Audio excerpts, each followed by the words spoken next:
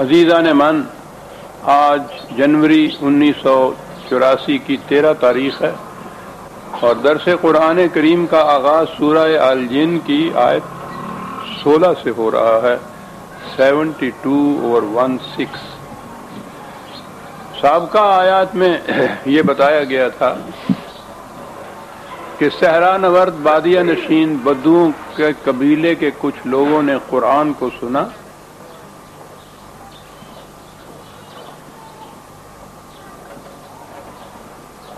اور انہوں نے پھر جا کر اپنے قبیلے کے باقی لوگوں سے یہ بتایا کہ ہم کیا ایک عجیب و غریب پیغام آج سن کر آئے ہیں، اس تعلیم کا ملخص کیا ہے۔ ان میں سے بعض لوگ وہ ایمان بھی لے آئے اس پر۔ تو یہ پہلی ان 15 آیات میں انہی کا ذکر تھا اور انہی کی وہ باتیں تھیں جو جا کر انہوں نے اپنے قبیلے والوں سے کہیں۔ اس کے بعد پھر یہ نبی اکرم صلی اللہ علیہ وسلم سے کہا گیا کہ اپنی قوم سے، اپنے جماعت مومنین سے، اپنے مخاطبین سے اب بات یہاں ادھر کی شروع ہو رہی ہے۔ اس کے بعد وہ سلسلہ کلام وہاں منقطع ہو گیا ہے۔ یہ ادھر کی بات یہ ہے کہ ان سے کہہ دیجئے کہ لَوِ اسْتَقَامُوا عَلَى الطَّرِيقَةِ لَأَسْقَيْنَاهُم مَّاءً غَدَقًا لِّنَفْتِنَهُمْ فِيهِ وَمَن يُعْرِضْ عَن ذِكْرِ رَبِّهِ يَسْلُكْهُ عَذَابًا صَعَدًا۔ ان سے کہہ دیجئے کہ جو صحیح طریقے پر استقامت سے کھڑا رہے گا، چلتا رہے گا،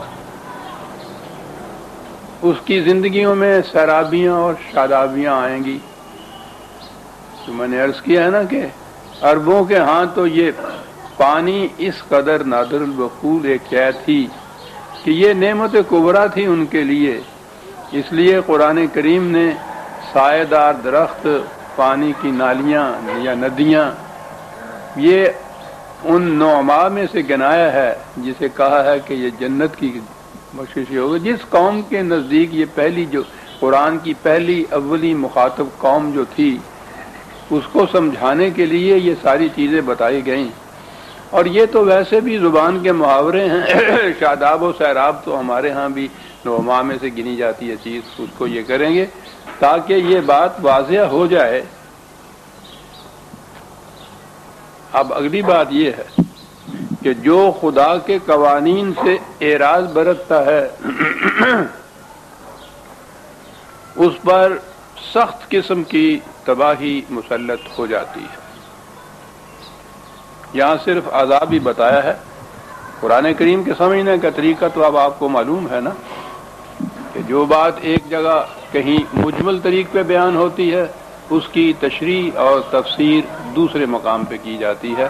اب یہ جو اعراض ہے، خدا کے ذکر، خدا کے قوانین سے اعراض برتنا، یہاں اس کے لیے کہا ہے کہ ایک عذاب ہے سخت قسم کا، جان غسل قسم کا، جو اس پر مسلط ہو جاتا ہے۔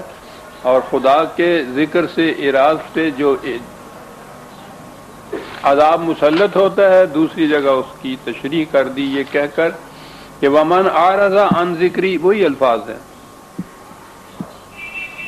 جو ہمارے قوانین سے اعراض برتتا ہے، فَإِنَّ لَهُ مَعِيشَةً ضَنْكًا، تو اس کی روزی تنگ ہو جاتی ہے۔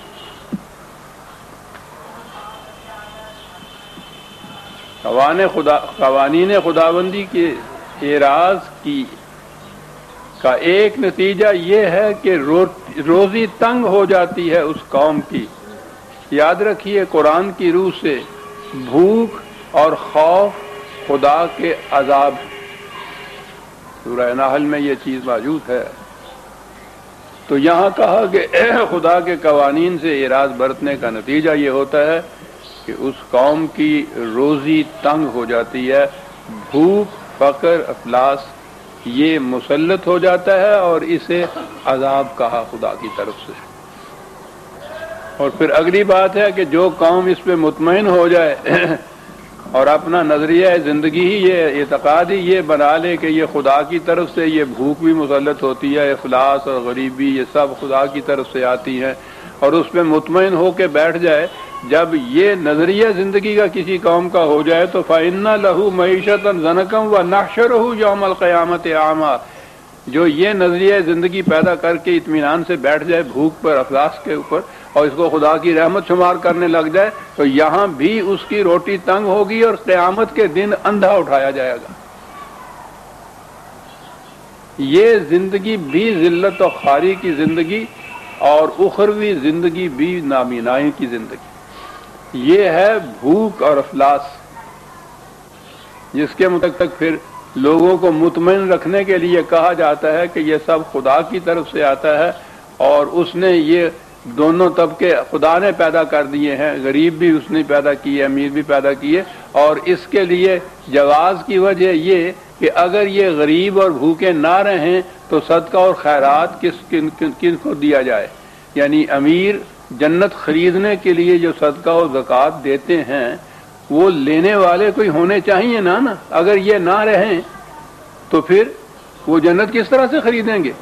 وہ یہ سب کچھ جو کچھ بھی ہے، یہ دین، یہ قرآن، یہ اسلام، یہ دولت مند طبقے کے لیے ہی ہے، ڈائریکٹلی انڈائریکٹلی ان کے لیے ہی حصول مراد کا ذریعہ ہے۔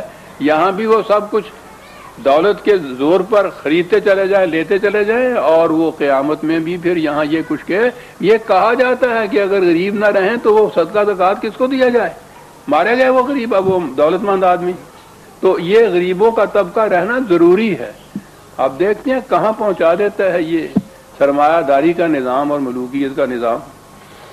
خدا یہ کہتا ہے کہ یہ عذاب ہے خدا کا، روٹی کا تنگ ہو جانا، اور جس کا رزق یہاں تنگ ہو جائے اور وہ اس قسم کے عقائد وضع کر لے تو پھر وہ قیامت میں بھی اندھا ہی رہتا ہے۔ تو اعراض جو کہا یہ ہے وَمَنْ يُعْرِضْ عَنْ ذِكْرِ رَبِّهِ يَسْلُكْهُ عَذَابًا صَعَدًا۔ اب یہ جو چیز ہے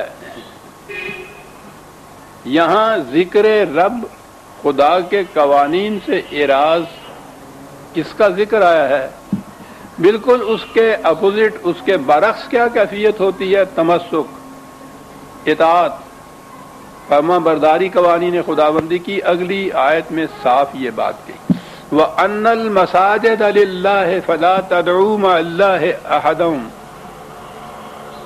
3 آیتیں اس کے ساتھ ہی ہیں۔ وَأَنَّهُ لَمَّا قَامَ عَبْدُ اللَّهِ يَدْعُوهُ كَادُوا يَكُونُونَ عَلَيْهِ لِبَدًا قُلْ إِنَّمَا أَدْعُو رَبِّي وَلَا أُشْرِكُ بِهِ أَحَدًا۔ عظیم آیات ہے۔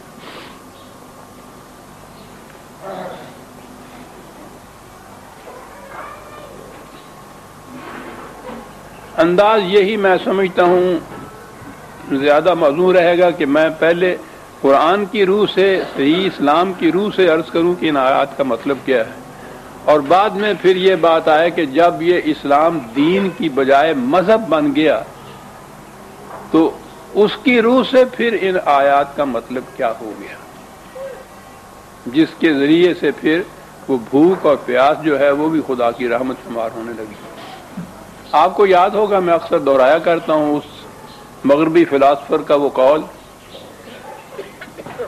کہ اگر آپ مجھے یہ بتا دیں کہ فلاں قوم نے کس قسم کا معبود اپنے لیے تجویز کر رکھا تھا تو میں بتا دوں گا کہ اس قوم کی تہذیب، تمدن، معیشت، معاشرت، ثقافت کس قسم کی ہے۔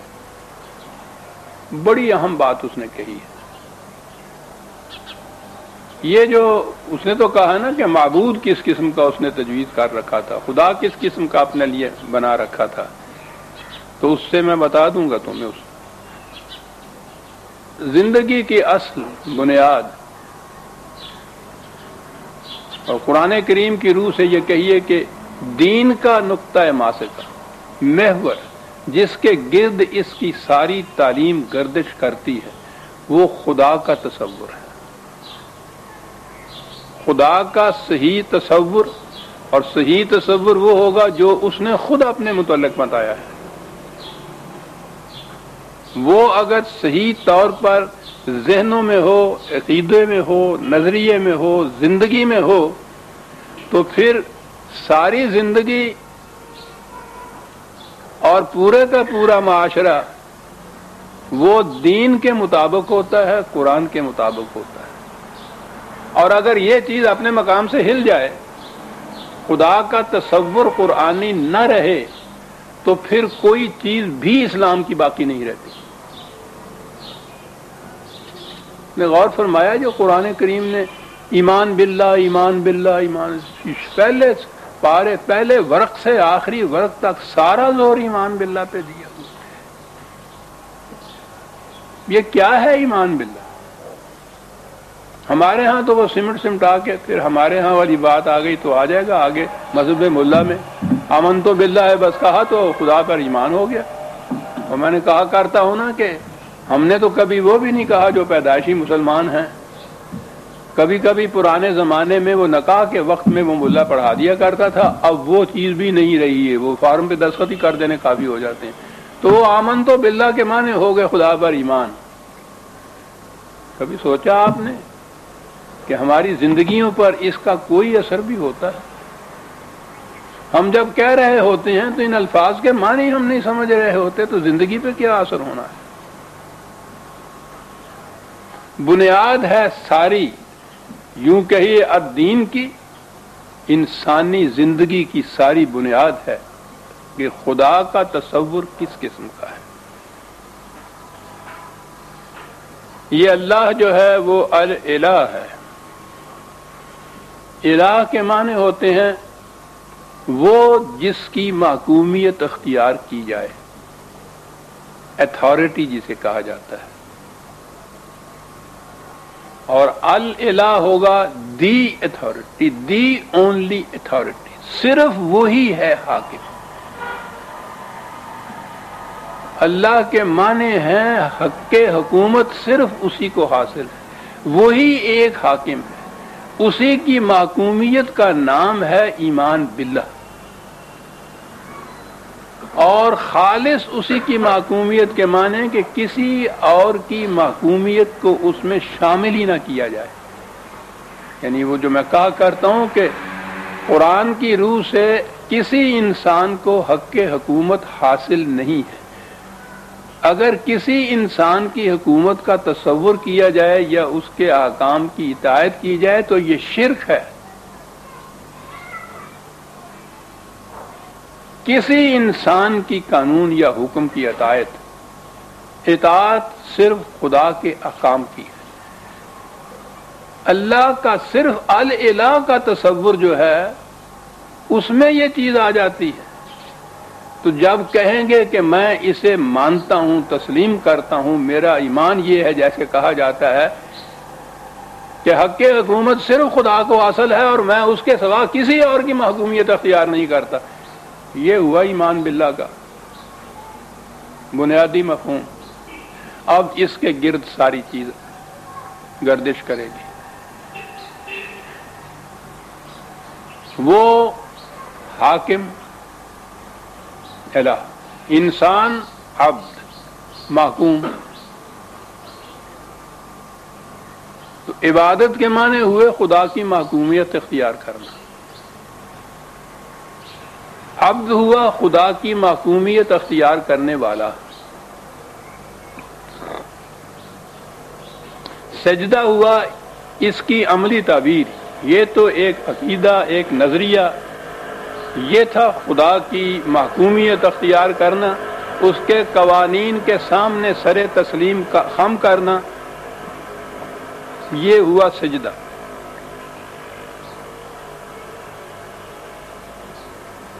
وہ مراکز جہاں خدا کی اطاعت کی عملی پروگرام طے ہوں، ان پر عمل کرنے کی طریقے سوچے جائیں، ڈسکشن ہوں، بحثیں ہوں، وہ ہوئی مسجد۔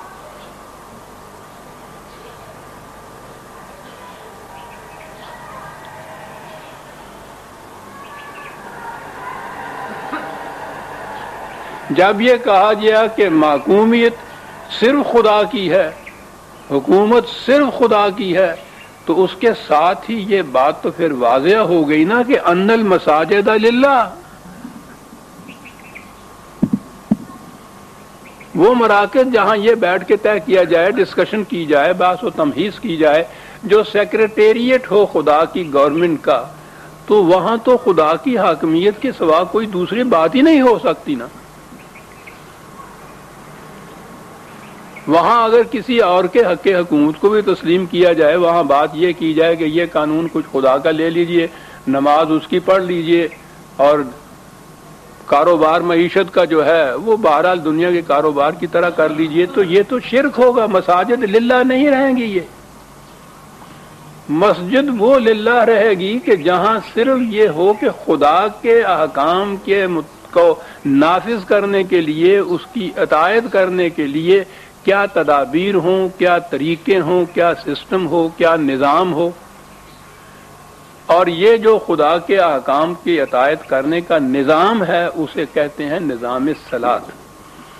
صلاۃ کے معنی ہوتے ہیں کہ اس کے پیچھے پیچھے چلے جانا، اس طرح کہ اس کے اور اپنے درمیان کوئی چیز گیپ نہ ہو، مسلسل التزاماً کسی کے پیچھے پیچھے چلے جانا۔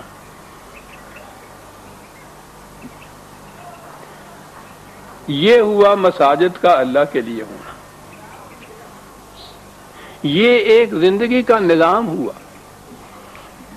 حکومت کا طریق ہوا، مملکت کی وجہ جواز ہوئی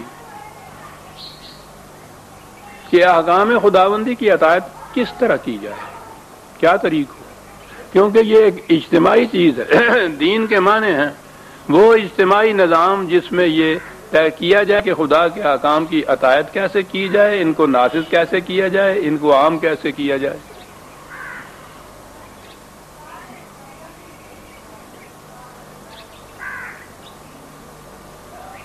اور یہ جو اطاعت اس انداز کی جائے کہ کوئی بھی معاملہ درپیش ہو، اس میں یہ غور کیا جائے، سوچا جائے یہ کہ اس کی بابت خدا کا حکم کیا ہے، اسے کہتے ہیں خدا کو پکارنا، جس کا معنی اب آ گئے، رجوع کرنا اس کی طرف۔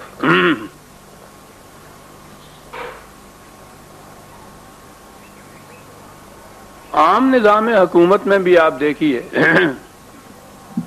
کہ جب کوئی مسئلہ پیش ہوگا، کا کوئی معاملہ درپیش ہوگا، تو یہ دیکھا جائے گا نا کہ اس کے لیے لا کون سا ہے، قانون کون سا ہے، ریگولیشن کون سے ہیں، حکومت نے کیا طے کیا اس کے متعلق، تو اس کی طرف رجوع کرنا ہوتا ہے۔ اسے کہتے ہیں جسے دعا اللہ کہتے ہیں، دعوت اللہ کہتے ہیں۔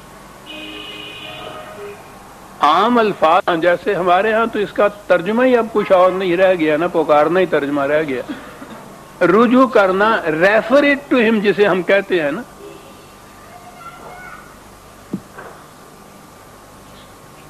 کوئی معاملہ پیش ہو، اس کے متعلق یہ بات طے کی جائے کہ بھئی خدا کا حکم اس کے متعلق کیا ہے، تو پھر آگے بات چلے گی، پھر ڈسکشن بھی ہوگی، اس کو نافذ کیسے کیا جائے، اس پہ عمل کیسے کیا جائے۔ یہ تمام چیزیں جس مقام پہ، جس پارلیمنٹری ہاؤس میں یہ طے ہوتی تھیں، اسے مسجد کہا جاتا تھا۔ یہ ٹھیک ہے کہ اس کے لیے ایک مرئی چیز جسے نماز کی شکل ہم کہتے ہیں، وہ بھی ابتداً اس کے ساتھ ہوتی تھی، جس طرح سے اب ہم یہ ہمارے ہاں کے جو جلسے ہوتے ہیں اس میں رسماً تلاوت قرآن کریم کر لیتے ہیں نا، اب تو ساری باتیں رسمیں رہ گئی ہیں، ابتدا اس سے کی جاتی ہے۔ اسلام اس نظام حکومت کا نام ہے جس میں اطاعت خالص خدا کے حکام کی ہوتی ہے، مخلصین لہ الدین۔ اور آگے چلیے، اس سے بھی واضح تر الفاظ کے اندر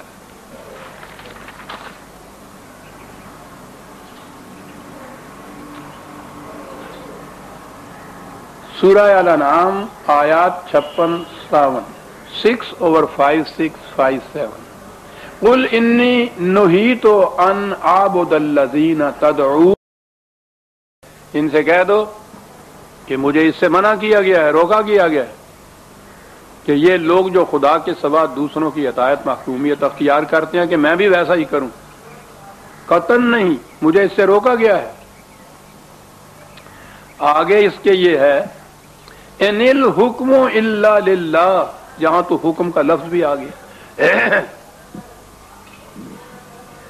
کہ حکومت کا حق تو صرف خدا کو حاصل ہے، کی بنیاد اس داعیے پہ ہے ان الحکم الا للہ، حق حکومت صرف خدا کو حاصل ہے، سروری زیبا فقط اس ذات بے ہمتا کو، حکمراں ہے ایک وہی، باقی بتان آزری۔ یہ وہی میں نے عرض کیا کہ دعا کے ساتھ واضح کر دیا کہ ان الحکم الا للہ،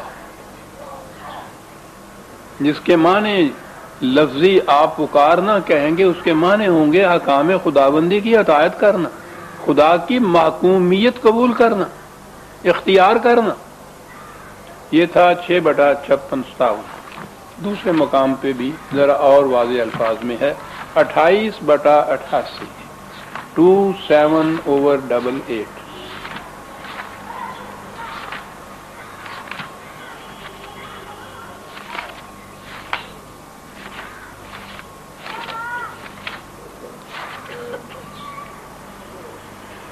وَلَا تَكُونَنَّ مِنَ الْمُشْرِكِينَ، بات ہی یہاں سے شروع کی، مشرکین میں سے نہ ہو جانا، یعنی وَلَا تَدْعُ مَعَ اللَّهِ إِلَٰهًا آخَرَ، خدا کے ساتھ کسی اور، وہ الہ کا ہی لفظ رہنے دیجئے، میں نے ابھی عرض کیا کہ کیا ہے، اور تدعو کا لفظ یہاں آ گیا، نہ پکارو، لا الہ الا ہو، الہ صرف وہی، دا اونلی اتھارٹی میں نے کہا تھا نا، صرف اس کو حق کے حکومت حاصل ہے، حاکم وہی، اور آگے پھر وہی لفظ لہ الحکم، واضح کر دیا پھر وہ لہ الحکم نے، دعوت اللہ کے معنی بھی واضح ہو گئے، صلات کے بھی ہو گئے، مسجد کے بھی معنی واضح ہو گئے، شرک کے معنی بھی واضح ہو گئے، لہ الحکم۔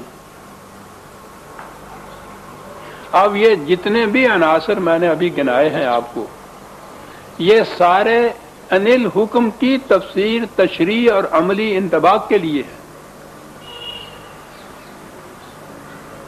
حق کے حکومت، اطاعت، اوبیڈینس صرف خدا کے احکام کی، یہ ہوا دین، یہ ہوا الاسلام۔ کسی اور کا حق حکومت تسلیم کیا، شرک، خدا کے احکام کے ساتھ کوئی اور احکام بھی ملا لیے کسی انسانوں کے وضع کردہ، شرک۔ دعوت اللہ خالصتاً اس کی اطاعت، اس کے احکام کی اطاعت، اس کے احکام کی محکومیت، دعوت اللہ۔ مساجد وہ مراکز جہاں خدا کی حکومت کے متعلق معاملات طے ہوں،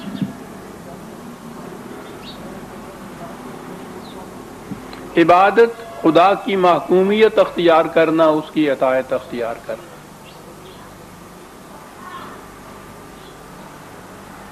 آپ دیکھیے گا اس اعتبار سے یہ ان الفاظ کے معانی عربی زبان کی روح سے بھی ہیں، خود قرآن کریم میں مختلف مقامات کے اوپر ان کی وضاحت کی گئی ہے اور یہ معنی متعین کیے گئے ہیں خدا کے۔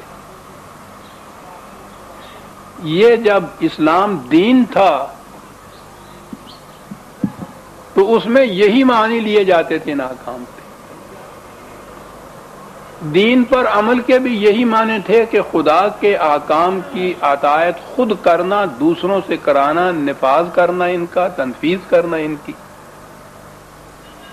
عملاً یہی مقصود و مفہوم اور مطلوب تھا۔ دین قائم تھا نبی اکرم صلی اللہ علیہ وسلم اور حضور کے بعد آپ کے خلفائے راشدین کے زمانے میں، جب اسلام دین کی حیثیت اختیار کیے تھا تو اس میں عملی نظام ہی اسلام کا یہ تھا، صرف خدا کے احکام کی اطاعت۔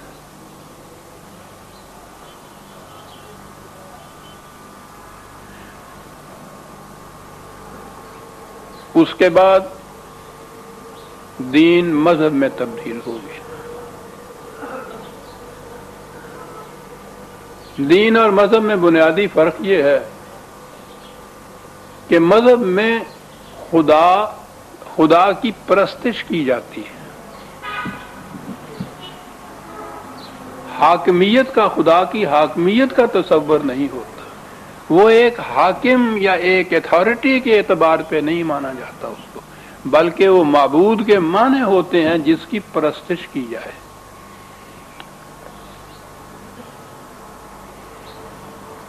عبادت کے معنی پرستش، صلاۃ نماز میں بدل گئی،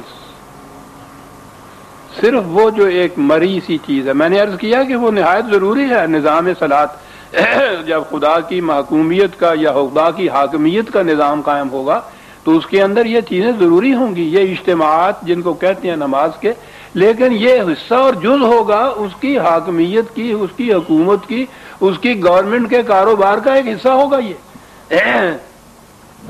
لیکن اللہ کے معنی ہو گئے وہ جس کی پرستش کی جائے، پرستیدہ، پرستش۔ وہی ایرانی الفاظ بھی آپ کے ہاں آ گئے، یہ سارا مفہوم بھی وہاں سے آیا تھا۔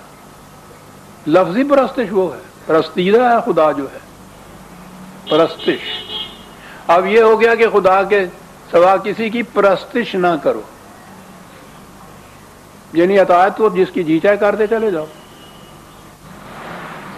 حکومت تو ان ملوکیت کی اختیار کرتے چلے جاؤ، انسانوں کی حاکمیت تسلیم کرتے چلے جاؤ، لیکن پرستش خدا کی کرو۔ مطمئن ہو گیا مسلمان کہ میں بتوں کی پرستش تو نہیں کرتا، محکومیت انسانوں کی اختیار کیے ہوئے ہے، مطمئن ہے کہ میں شرک نہیں کرتا، مشرک نہیں ہوں کیونکہ میں بتوں کی پرستش نہیں کرتا۔ صلاۃ کا وہ نظام جو تھا حکومت خداوندی کا، وہ صرف اس وقتی نماز میں آ کے بدل گیا، اور جس میں یہ صرف جو حرکات و سکنات ہوتی ہیں رکوع و سجود وغیرہ کی، ساری بات اس کے اوپر ہوتی ہے۔ وہ دیکھا ہے آپ نے، وہ ٹی وی پہ بھی اب انہوں نے وہ شکل دکھانی شروع کی ہوئی ہے کہ نماز اور وضو کیسے ہے۔ اس میں یہ ہوتا ہے دونوں پاؤں کے درمیان اتنا فاصلہ ہونا چاہیے، ہاتھ فلاں جگہ باندھنے چاہیے، رکوع اس طرح سے کرنا چاہیے، سجدہ اس طرح سے کرنا چاہیے۔ یہ کہ اس سے مقصود کیا ہے، اس سجدے سے، اس جھکنے سے، اس صلاۃ سے، اس عبادت سے، یہ کہیں نہیں ذکر آتا، کیونکہ وہ تو یہ آئے گا نا کہ خالص خدا کے احکام کی محکومیت اور اطاعت۔ تو مسجد صرف اس مقصد کے لیے رہ گئی کہ وہاں وہ 5 وقت کے اکٹھے ہو کے نماز پڑھ لی جائے، نماز پڑھنے کی جگہ۔ یہ جو دعا اور تدعو اور دعوت اللہ ہے، اس کا ترجمہ تو میں نے کہا نا کہ پکارنا خدا کو۔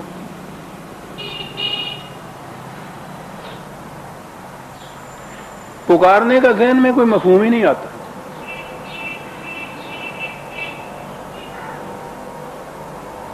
یہ مسئلہ بن گیا ایک، یعنی زندگی کا جو نظام تھا وہ اب مسئلوں میں تبدیل ہو جاتا ہے مذہب میں پہنچ کے۔ آپ کو پتا کس چیز پہ بحث ہوتی ہے؟ یہ پکارنا خدا کو۔ آپ کو معلوم ہوگا بڑی شدید گرما گرم بحث ہوتی ہے اہل حدیث حضرات اور یہ بریلوی حضرات کہہ لیجئے،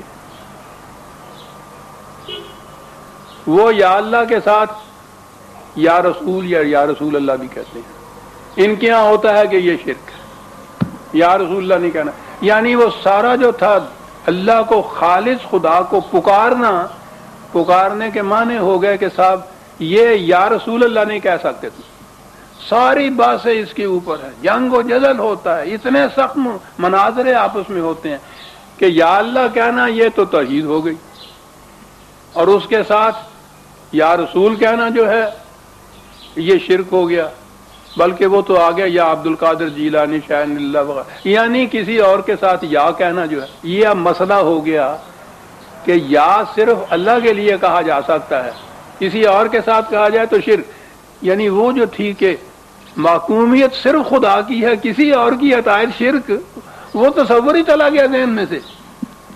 خدا کو پکارنے کے معنی ہو گئے یا اللہ کہنا، شرک ہوا کسی اور کے ساتھ یا کا لفظ استعمال کرنا۔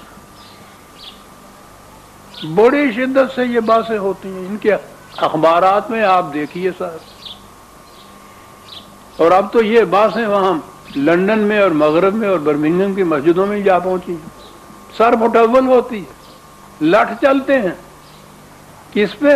اس مسئلے پہ کہ یہ صاحب رسول اللہ کے ساتھ یا کہتا ہے۔ بس یہ رہ گئی سمٹ کے بعد۔ قرآن نے اقیم الصلاۃ کہا تھا، صلاۃ کے لیے قائم کرو۔ آپ دیکھیں گے یہ جہاں بھی ان کے ہاں یہ اقیم الصلاۃ وغیرہ آئے گا، صلاۃ قائم کرو وہاں لکھا ہوا ہوتا ہے، نماز قائم کرو بھی لکھا ہوا ہوتا ہے۔ اب تو وہ ٹی وی پہ بھی بہت اشتہار اس کے آتے ہیں نا، یعنی اعلانات اس کے آتے ہیں، تو وہاں تو ہوتا ہے نماز قائم کرو۔ اب کیونکہ کسی کی سمجھ میں بات آتی نہیں کہ نماز قائم کرو کہ یہ جتنے بھی نماز پڑھنے جاتے ہیں ان سے پوچھو کہاں گئے تھے؟ نماز پڑھنے گیا تھا۔ کہاں سے آ رہے ہیں؟ نماز پڑھ کے آ رہے ہیں۔ کبھی کسی کو آپ نے سنا کہتا ہے کہ میں نماز کر کے آ رہا ہوں؟ یعنی تحریر میں تو آتا ہے یہ، اور ٹی وی پہ بھی آتا ہے جہاں صرف پڑھنا ہوتا ہے۔ کبھی کسی نمازی سے آپ نے سنا وہ یہ کیا کیا ہو کہ میں نماز قائم کر کے آیا ہوں، میں نماز قائم کرنے جا رہا ہوں؟ نماز پڑھنے جاتا ہے، نماز پڑھ کے ہی آتا ہے۔ وہ قائم کرنا پڑھنے میں تبدیل ہو گیا، لفظ تو قائم کرنا آ گیا ترجمے میں بھی اور ٹی وی پہ بھی، اور پڑھنے کے لیے یہ گیا پڑھ کے ہی آ گیا۔ اس لیے کہ یہاں پوچھنے سے پھر الجھن پیدا ہوتی ہے کہ صاحب وہ قائم کرنا قرآن نے ہر جگہ، کہیں قرآن نے کہا ہی نہیں نماز پڑھنا، یعنی نماز کا لفظ ہی قرآن میں نہیں ہے۔ یہ تو لفظ پھر ایران کا ہے، فارسی کا ہے۔ اب وہ جو صلاۃ کے نظام کو قائم کرنا تھا، to establish the divine order, وہ جو اسٹیبلش کرنا تھا ایک نظام خداوندی کا جس میں اطاعت جو ہو حکام خداوندی کی ہو، اس کا تصور جب پرستش میں آیا تو اس کے تصور کے ساتھ ساری چیزیں یہ جتنی بھی تھیں یہ پوجا پاٹ کے اندر تبدیل ہو گئی۔ اب صلاۃ کا نظام قائم نہیں کیا جاتا، نماز پڑھی جاتی ہے۔ اب مسجد مرکز نہیں رہا اطاعت یا حکومت خداوندی کا، اس کی سیکریٹریٹ کا مقصد نہیں، اس کی پارلیمنٹری کا مقصد نہیں ہوا، اس میں نماز پڑھنا صرف ہو گیا۔ دعا جو ہے تدعو یا یدعو اللہ جو ہے یا یدعو ہو بلکہ اللہ بھی نہیں، اس کے معنی ہو گئے پکارنا خدا کو۔ اور میں نے جیسا ابھی عرض کیا ہے، پکارنے پہ مسئلہ آ گیا کہ یا اللہ تو ٹھیک ہے، یہ ہے توحید، اور کسی کے ساتھ اور کے ساتھ یا کہنا جو ہے یہ شرک ہو گیا، یہ آ گیا شرک۔ اب بات کیا ہوئی کہ جب یہ ہے وَلَمَّا قَامَ عَبْدُ اللَّهِ يَدْعُوهُ، یہاں تو یہ قام عبد اللہ يَدْعُوهُ، جب اللہ کا بندہ کھڑا ہوا یہ کہنے کے لیے کہ حکومت صرف اس کی ہے، تو پل پڑے اس کے خلاف یہ مشرکین جو اس کو نہیں تسلیم کرتے تھے۔ اب یہ قام عبد اللہ یدعوہ، خدا کا بندہ، اب ان کے ہاں ترجمہ ہو گیا یہ کہنے کے لیے کہ یا اللہ، صرف یا اللہ کے لیے کہنا چاہیے۔ جب اس نے یہ کہا تو یہ پل پڑے اس کے اوپر، چل پڑے، جس طرح سے اب یہ مناظروں میں پل پڑتے ہیں نا ایک دوسرے کے اوپر، کس نے یا رسول اللہ کیوں کہا ہے، فساد ہوتا ہے، دنگا ہوتا ہے، لٹھا ہوتے ہیں۔ یہ کہ شام یہ بھی تو تھا نا قادو یکون ولا الہ، اسی طرح سے لٹھم لٹھا وہ بھی ہوتے تھے حضور کے ساتھ کہ یا اللہ کیوں کہتا ہے۔ یہ یہاں سمٹ کے آ گئی یہ تمام آیات، کس بنا پہ آئیں؟ اللہ کا تصور حاکم مطلق کی بجائے پرستش کرنے کا مقام کی چیز رہ گیا، بس یوں ہی وہ آبجیکٹ آف ورشپ بنا، سارا نظام نیچے کا بدل گیا نظام سارا دین سے مذہب میں تبدیل ہو گیا. اب اللہ نہ حاکم رہا، نہ اس کی عبادت اس کی محکومیت رہی، نہ اس کی صلاۃ وہ نظام رہا جس میں اطاعت صرف خدا کی جائے، نہ مساجد اس کی جو تھیں وہ اس کے نظام حکومت کے مراکز رہ گئیں، نہ خدا کو پکارنا یا دعا کرنا جو تھا اس کے معنی رجوع کرنا اس کے احکام کی طرف رہ گیا. یہ سارا کچھ ایک تصور جو تھا خدا کا، اللہ کا. آپ دیکھیے گا نا جو اس نے ٹھیک کہا تھا وہ مغرب کے مفسر نے، بڑی گہری نظر ان کی ہوتی ہے. آپ مسلمانوں کی ساری تاریخ، ساری زندگی، سارا تمدن، تہذیب، ثقافت، معاشرت، معیشت مذہب کے نقطہ نگاہ سے ایک خدا کے تصور کے بدل جانے سے سب کچھ بدل گیا.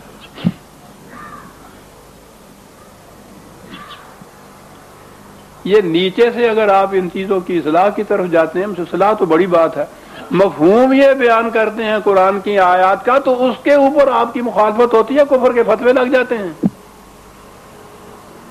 وہ بھی سچے ہیں. خدا کا تصور اگر پرستیدہ کا رہے گا، پرستش جس کی جائے گی، تو یہ نیچے کے جتنے مفہوم میں نے ابھی عرض کیے ہیں وہ فٹ ان نہیں ہوں گے اس میں.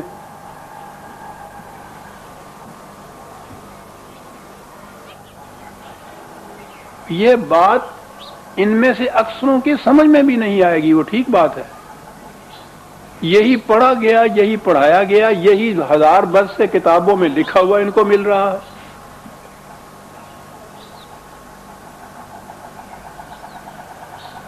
قرآن تو ثواب کی خاطر تلاوت کی ہوتی، مردوں کو بخشانے کی خاطر یہ پڑھا جاتا. عملی زندگی میں اس کا واسطہ ہی کچھ نہیں. یعنی یہ تان کی چیز آ گئی قرآن کی. کتنا لمبا چوڑا میں اس پہ آپ کی عرض کروں. بحث ہوئی ایک دفعہ مولانا اسلم جرائد پوری علیہ الرحمہ کی غلاموں اور لونڈیوں کے متعلق کہ قرآن کی روح سے یہ جائز نہیں ہے. مرحوم سید ابو العلا مودودی کے ساتھ یہ بحث تھی.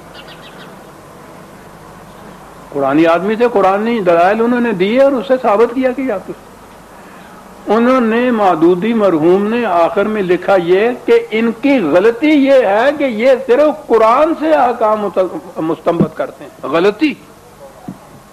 اور کہا کہ یہ خبتی ہیں، الٹی کھوپڑی کے لوگ ہیں. جرم کہ جی قرآن سے احکام کو ثبت کرتے. اس سے آگے چلے تو ان کے مین حسن اصلاحی نے انہوں نے میرے متعلق کہا مرتد ہے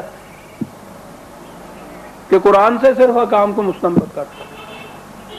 ٹھیک ہے، جب اسلام وہ ٹھہرا جب میں نے ابھی عرض کیا وہی اللہ کا ایک تصور. ہم نے جرم ہمارا یہ تھا کہ ہم نے خدا کا وہ تصور قائم کیا جو قرآن قائم کرتا ہے. انل حکم الا، یہ ہے تصور خدا کا. اور پھر آگے تو بات اس نے کہا تھا کہ ان المساجد للہ. چلیے صاحب ان کی مسجدیں ہی لے لیجئے، یہ تو ہو کہ اللہ کی مسجد ہے. آپ دیکھیے تو یہاں سے وہاں تک مسجدوں کے باہر لکھا ہوا ہوگا مسجد غوثیہ نظامیہ، مسجد رضویہ سنا. سارے شہر میں آپ جائیے کسی مسجد کے باہر آپ کو لکھا ہوا نہیں ملے گا اللہ کی مسجد. ذہن میں زور دیجئے اگر میں کہیں غلطی کرتا ہوں تو ہے کسی مسجد کے باہر لکھا ہوا. یہ غوثیہ رضویہ تو آپ کو نظر آئے گا. مسجد اہل حدیث، مسجد حنفیہ، مسجد حنفیہ رضویہ، حنفیہ رضویہ غوثیہ. جب آپ ایک خدا کو چھوڑیں گے تو یہ چلے آئیں گے سارے پھر اس کے ساتھ. شرک میں یہی تو موج ہوتی ہے، ہزاروں خدا بن جاتے ہیں، وہاں تو ایک سے دوسرا نہیں بن سکتا. چلا مسجدوں کے باہر یہ کچھ تو ہوگا. اور پھر اس کے اوپر آپ دیکھتے ہیں روز لڑائی جھگڑے، پولیس آ جاتی ہے، تالے پڑ جاتے ہیں. کس بات کے اوپر کہ جی یہ تو صرف حنفیہ کی مسجد ہے، اہل حدیث وہاں نماز نہیں پڑھ سکتا،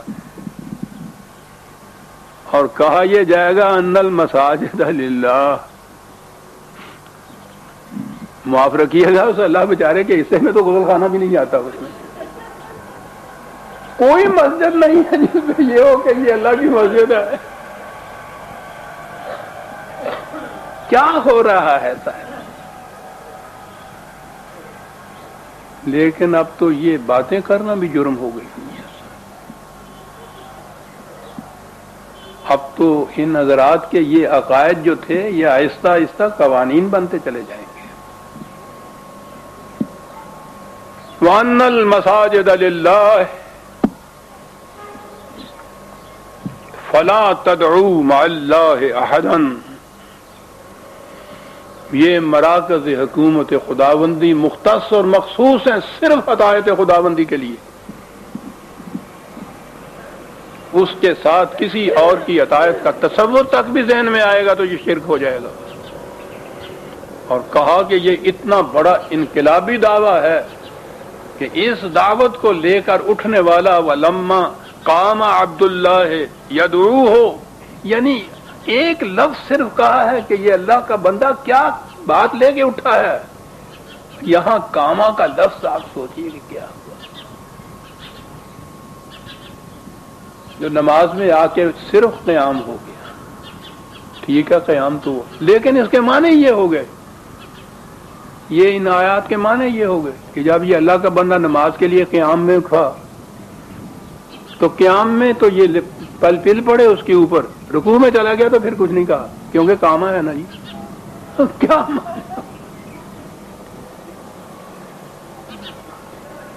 کتنا بڑا انقلابی قدم ہے۔ جب یہ اس دعوت کو لے کے اٹھا کہ عطایت و محکومیت صرف خدا کی ہے، اٹھا، کیا لفظ ہے کاما کا یہاں،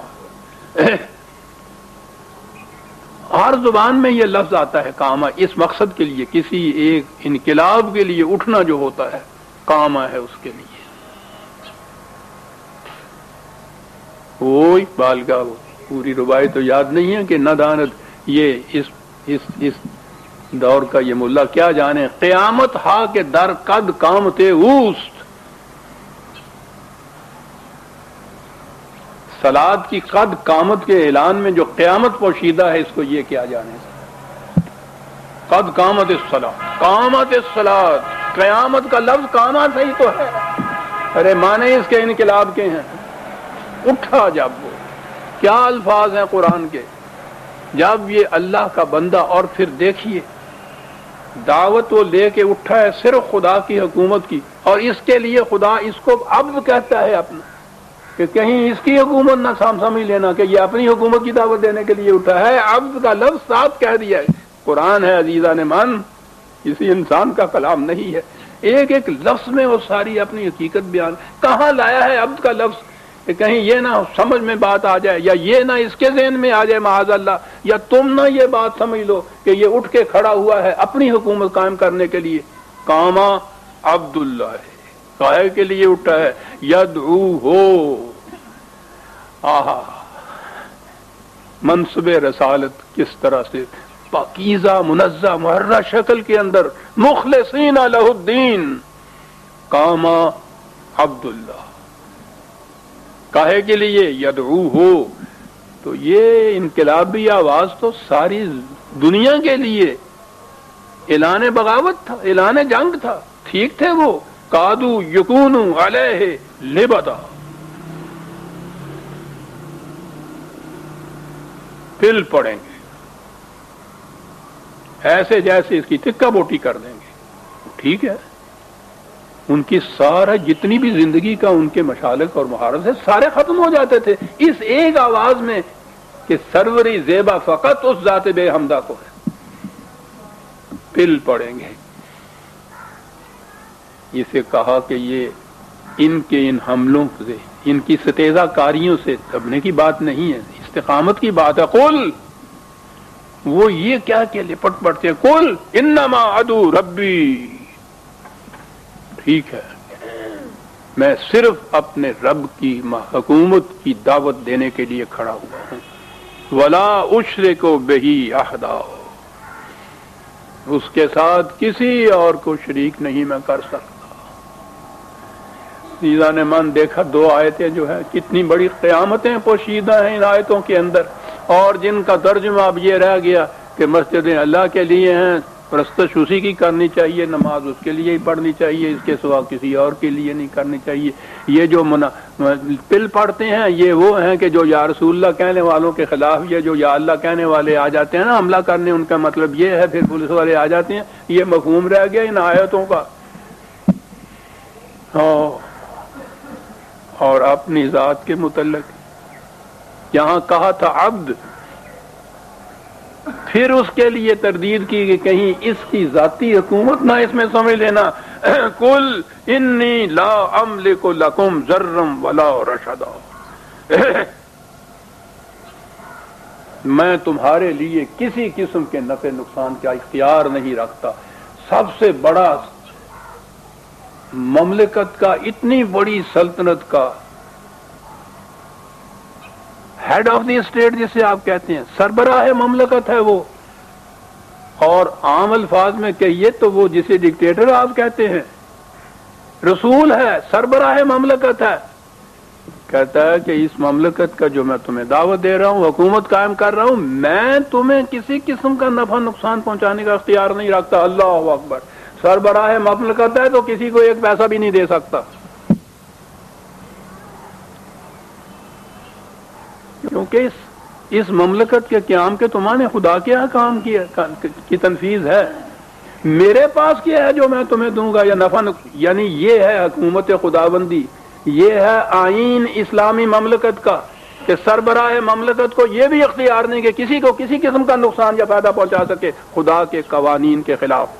قل انی لن یجیرنی من اللہ احد ولن اجد من دونہ ملتحدا، ان سے کہہ دو کہ میں بھی اگر کسی قسم کی یہ چیز اختیار اپنے لیے یہ سمجھ لوں تو خدا کے عذاب سے پناہ دینے والا مجھے کوئی نہیں ملے گا، مجھے کوئی پناہ نہیں دے سکے گا۔ کیا جرم کہ میں یہ کہوں کہ مجھے کچھ اختیار حاصل ہیں۔ دستور خداوندی میں عزیزان من کسی انسان کو دوسرے انسان کے اوپر کوئی اختیار ہی حاصل نہیں ہوتا۔ اگر کہا کہ میں اگر یہ چیز تصور بھی کر لوں یا ایسا کروں تو خدا کے عذاب سے بچانے والا، مجھے پناہ دینے والا، کہا پناہ نہیں دے سکے گا۔ وَلَنْ أَجِدَ مِن دُونِهِ مُلْتَحِدًا، اس کو چھوڑوں گا تو دنیا میں کسی جگہ پناہ نہیں مجھے مل سکے گا۔ رسول کہہ رہا ہے، کیوں کہہ رہا ہے؟ عبد ہے نا، غلام اپنے آقا کو چھوڑتا تھا تو پھر اسے کہیں پناہ نہیں ملتی تھی، اور جب آقا ہی ہزاروں بنا رکھے ہوں تو پھر ہر جگہ پناہ ملتی ہے۔ الا بلاغم میں شاید وقت ہو گیا، باقی اگلی آیت پھر صحیح عزیزان من، بات اگلی آیت میں بھی یہی چلی آ رہی ہے۔ ہم سورہ الجن کی آیت 22 تک آ گئے، 23 سے آئندہ لیں گے۔